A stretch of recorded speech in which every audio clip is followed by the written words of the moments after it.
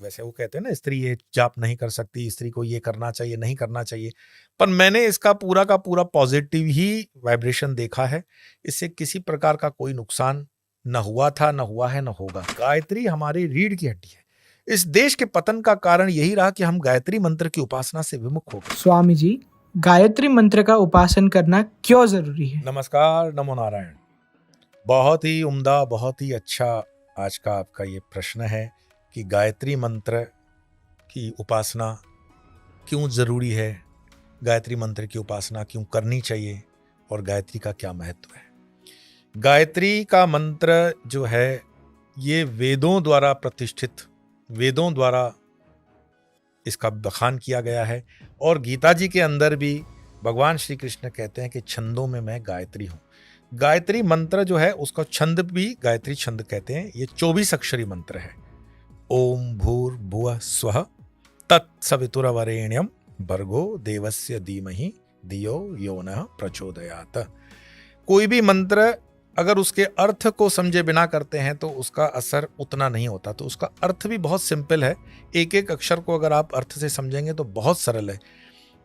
हे प्राणदाता, दुख हरता और आनंद के देने वाले प्रभु, आप सर्वज्ञ, सर्वश्रेष्ठ, तेजस्वी और सकल जगत के उत्पादक हो। हम आपका ध्यान करते हैं कि आप हमारी बुद्धियों में सदैव प्रकाशित रहें और हमारी बुद्धियों को सत्कर्मों में प्रेरित करें। दियो यो न प्रचोदयात। ये जो प्रेरित करने वाला आखिरी जो मैंने कहा, दियो यो न प्रचोदयात, यही सब कुछ कनेक्ट करता है आपको कॉस्मस से। इस मंत्र के अंदर आप देखोगे किसी स्वरूप का विवरण नहीं है, किसी पर्टिकुलर भगवान का विवरण नहीं है, कॉस्मिक एनर्जी का विवरण चलता है। जो भी कारण रहा हो, इसको पहले सिर्फ ब्राह्मणों के अंदर इस मंत्र को रखा गया था।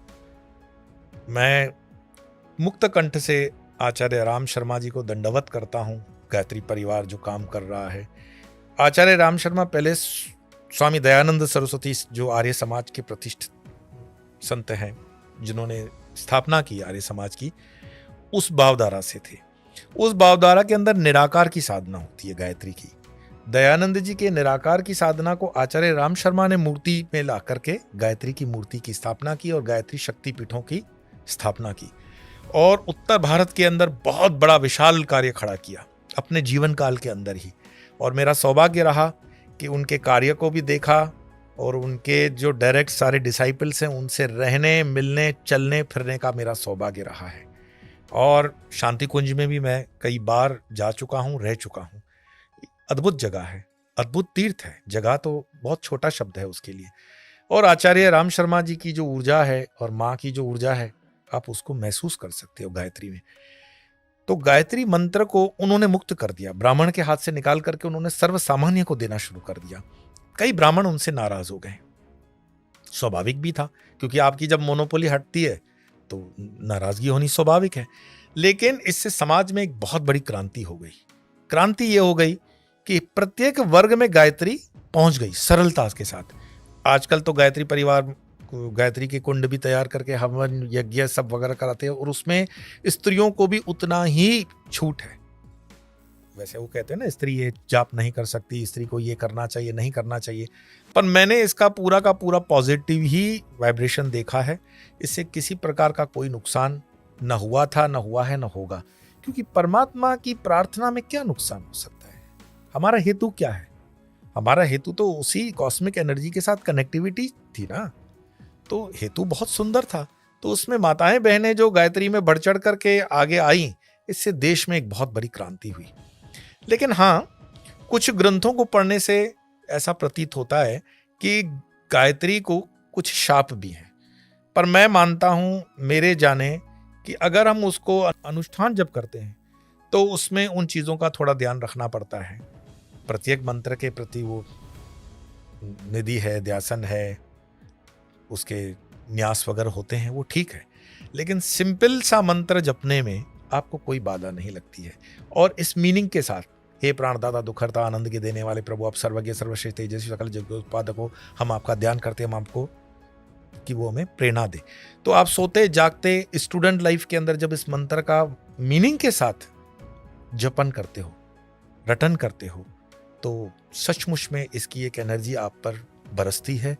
और मैंने अपने जीवन में देखा है कि जो गायत्री का मंत्र एक माला से प्रारंभ होता है, खासकर जो मेरे कुछ स्टूडेंट्स हैं जिन्होंने 8, 9, 10 साल की उम्र में गायत्री मंत्र की दीक्षा ली, तो मैं उनसे पूछता हूं कि एक माला में 108 बार आप मंत्र कर पाओगे?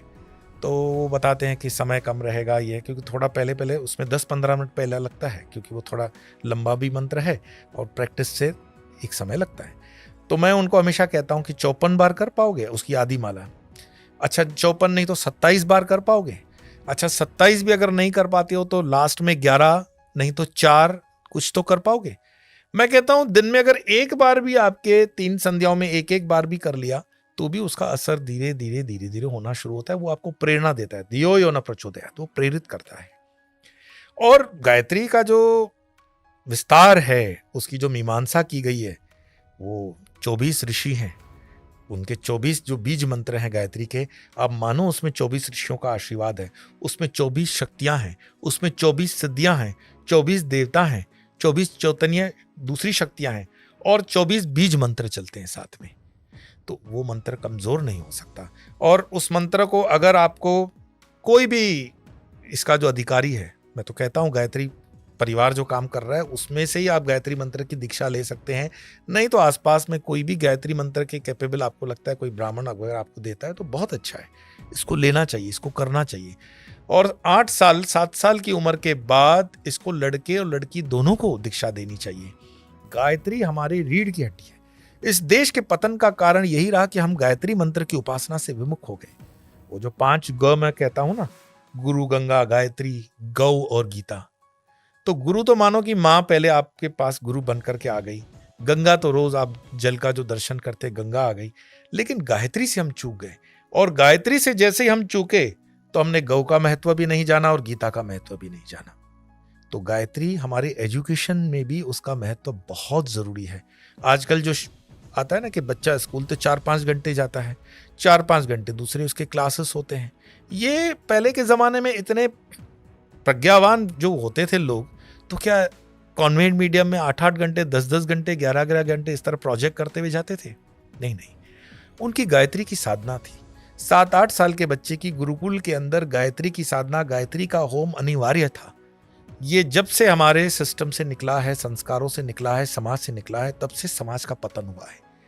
हम जिस भी वर्ण से हैं, जिस भी देश काल परिस्थिति में हैं, हमें गायत्री पर लौटना ही पड़ेगा।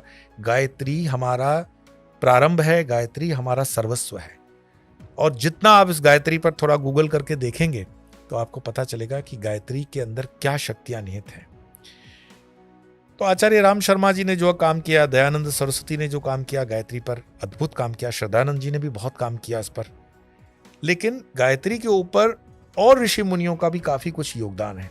जैसे कहते हैं कि विश्वामित्र जी ने गायत्री के ऊपर जो काम किया है, एक जगह तो यह भी लिखा हुआ है कि गायत्री मंत्र की रचना ही विश्वामित्र जी की रचना है। पर उसमें मानो कि तर्क वितर्क हो सकता है, क्योंकि जब हम वेदों से कहते हैं तो फिर वो वाद विवाद होने की संभावना है। लेकिन हमेशा हर ऋषि ने अपनी तरफ से उसमें योगदान देकर के कुछ न कुछ उसको बढ़ाया ही है और कुछ न कुछ उसको और मार्जन किया ही है। आजकल एक ऐसा पैटर्न चला हुआ है जो मुझे प्रत्यक्ष देखने को मिलता है कि लोग शादी के समय कहते हैं कि इसके जनेऊ करवा दो। जनेऊ का मतलब ही गायत्री था। तो शादी के समय गायत्री करेगा तो वो तो बैल होगा, मनुष्य नहीं हो सकता है। उसकी बुद्धि क्या होगी? बैल की बुद्धि होगी। वो गायत्री करेगा या अपनी नवविवाहिता पत्नी के साथ समय गुजारेगा? तो ये तो गलत समय से गायत्री हो गई। दूसरा, घर के अंदर मानो दादा दादी नाना नानी का मृत्यु हो जाता है तो उस समय वो बच्चे को पकड़ के बताते हैं कि इसको जनेऊ करवा दो, तभी वो मुखाग्नि दे सकेगा, इसको गायत्री तब देते हैं। तो तुम गायत्री देते हो या शमशानों में गायत्री दिलवा देते हो? तो वो गायत्री तब भी पॉजिटिव नहीं है। जो उसका नियम है उसको बचपन में 7-8 साल की जो भी आपके कुटुंब के हिसाब से, जो भी परिवार के हिसाब से नियम है, उसको गायत्री उस समय देना। और इसमें कोई बहुत बड़े खर्चे की जरूरत नहीं है। कई लोग मुझे कहते हैं कि इसमें हमारा क्या है कि बहुत बड़ा उत्सव करना पड़ता है, सबको खिलाना पड़ता है, पिलाना पड़ता है। नहीं भाई, ये मंत्र दीक्षा गायत्री की, इसमें क्या तुम्हें ये खर्चा करने की जरूरत है? ये तो कोई कुसंस्कार होंगे अपने मतलब रोकथाम के लिए होगा, कि रुकावट के लिए है। आप यूं ही गायत्री परिवार में पहुंच जाओ, 50 रुपए में आपका दीक्षा हो जाता है। कोई खर्चा नहीं है इसमें। आप बोलो वो भी नहीं है तो 50 रुपए भी आपको देने की आवश्यकता नहीं है। तो गायत्री मंत्र की दीक्षा तो बचपन में विधिवत आ जानी चाहिए, और माँ बाप का ये दायित्व बनता है, कर्तव्य बनता है कि अपने बच्चे को, वो चंचलता उसकी बंद हो जाएगी, उसका हिलना डुलना आसन स्थिर हो जाएगा, उसका ब्रह्मचर्य ठीक हो जाएगा। भाई आप जो बार बार मुझसे पूछते हो ना कि ब्रह्मचार्य के लिए क्या किया जाए, ब्रह्मचार्य के लिए क्या किया जाए, तो मैं आपसे पहले पूछूं, आपने गायत्री मंत्र की दीक्षा कब ली? आपके जीवन में गायत्री कौन से साल से आई है? तो जब आपके जीवन में गायत्री नहीं आई तो ब्रह्मचार्य कहां से आएगा? क्योंकि प्रेरणा देने के लिए जो आप नंबर डायल कर रहे हो, कोई भी फोन लगाते हो तो उसके लिए नंबर डायल होता है ना, तो उस कॉस्मिक एनर्जी के लिए जो आप नंबर डायल कर रहे हो वो नंबर तो डायल कर नहीं रहे हो। आपने बड़े बड़े मानो कि मॉडल के एप्पल के फोन लगा कर रखे हैं लेकिन सिम डाल ही नहीं रहे हो। तो हमारा जो भोजन है आत्मा का, हमारे जो ज्ञान की जो मार्ग की गई है प्रशस्ति वेदों के अंदर, वो गायत्री से ही है। प्रारंभ गायत्री से ही होगा। और गायत्री में क्या शाप है, क्या ये है, इस उलूल जुलूल बातों में लटकने मटकने की कोई जरूरत नहीं है। आजकल जीवन बहुत फास्ट फॉरवर्ड है। देश काल परिस्थिति और पात्र के अनुसार इसमें आप आगे बढ़िए, और अपने बच्चों को, कम से कम आप चूक गए हो कोई बात नहीं, कम से कम अपने बच्चों को सनातन धर्म के कुछ संस्कार दीजिए। जैसे मैं कहता हूं कि बहुत चीजें हम छोड़ते चले जा रहे हैं, कई संस्कार हमसे छूट गए, लेकिन गायत्री तो वो संस्कार है जो देर सवेर आपको देना ही पड़ता है और देना ही चाहिए। तो क्यों ना उसको समय सर दें। मुझे उम्मीद है कि ये आज का गायत्री का प्रवचन आपको कुछ प्रेरणा देगा। आपके अड़ोस पड़ोस में, आपके आसपास में, आपके रिश्तेदारी में, आपके मामा भांजे भतीजे जो भी हैं, उनको प्रेरणा दें और दृढ़ता के साथ दें। विधर्मियों के धर्म का प्रचार प्रसार देखते हो कैसे होता है, तो अपने स्वधर्म के लिए आपके मन में हे बाय क्यों है? और इसमें बिल्कुल स्त्रियों का भी अधिकार उतना ही बनता है। आप ये निश्चिंत रहें, इसमें कोई शंका न करें। मुझे उम्मीद है कि आप इसको बहुत गंभीरता से लेंगे और इस देश को उस चरम स्थान पर, उस गुरु स्थान पर लाने में गायत्री का जो योगदान है, गायत्री की जो आवश्यकता है, उसको पूरा करेंगे। आपके किसी भी जिज्ञासा प्रश्न के लिए मैं हमेशा आपके साथ हूँ। व्हाट्सएप के ऊपर सिर्फ व्हाट्सएप चैट के लिए नंबर है 9106460919 9106460919।